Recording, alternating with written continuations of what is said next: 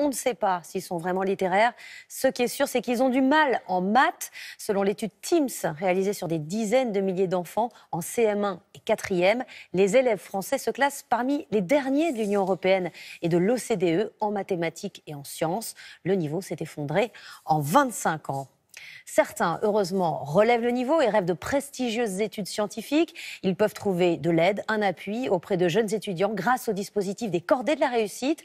80 000 élèves en bénéficient. Plus de la moitié viennent de quartiers difficiles. Reportage de Jamila Mimouni et Jean-Michel Mière. Il n'est pas encore 6 h du matin. Shanleka et sa mère sont déjà debout. Donc, t'as quoi comme cours aujourd'hui? Du coup, j'ai pas espagnol parce que ma prof elle est pas là.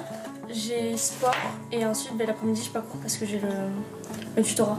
Karen Totel élève seule 3 enfants. Commerçante sur les marchés, elle vend des objets artisanaux. Un métier rude qui ne lui rapporte que 900 à 1000 euros par mois. Aujourd'hui, elle rêve d'un autre destin pour sa fille de 16 ans. Je leur ai interdit de faire ce métier-là. Ça, c'est très clair. Pourquoi? On travaille pendant les week-ends, on travaille pendant les vacances. Elles ont la possibilité de faire autre chose.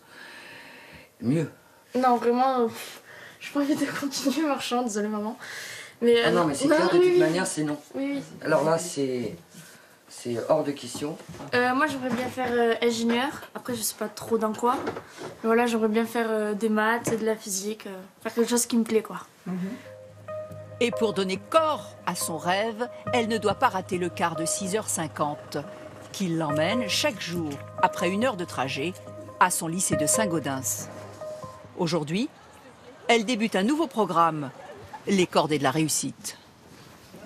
Je suis vraiment impatiente de voir comment ça va se passer.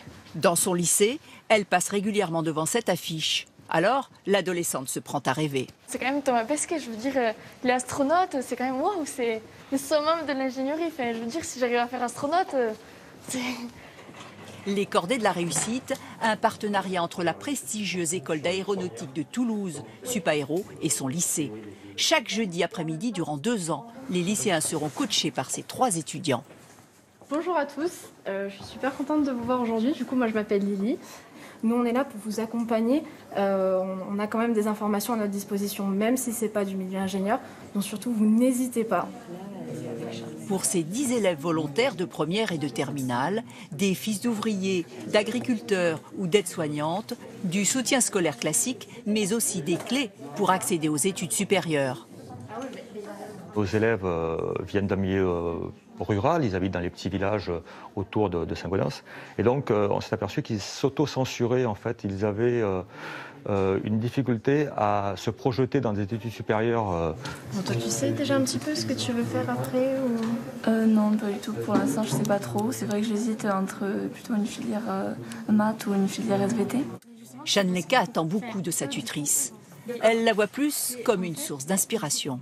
Ils seront quand même là pour me montrer, pour m'aider pour m'imager, m'illustrer le métier que je vais faire plus tard. Vu qu'on va la suivre pendant un certain temps, on peut construire ensemble des idées de formation et puis même de métier. Et puis si jamais on trouve un métier qui l'intéresse, on peut essayer de la mettre en relation avec des professionnels aussi.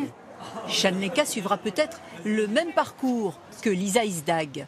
Cette ancienne élève du lycée de Saint-Gaudens vient d'intégrer une prestigieuse école d'ingénieurs à Bordeaux. Et il va y avoir aussi le phénomène d'absorption qu'on voit ici. En fait, sans ce tutorat, elle ne serait sans doute pas là. Je voulais faire des études, c'était quand même on va dire une certaine ambition. Et le fait de faire le tutorat, ça m'a ouvert quand même un certain champ des possibles, on va dire. Et donc c'est une certaine fierté, autant pour moi que je pense pour mes parents aussi.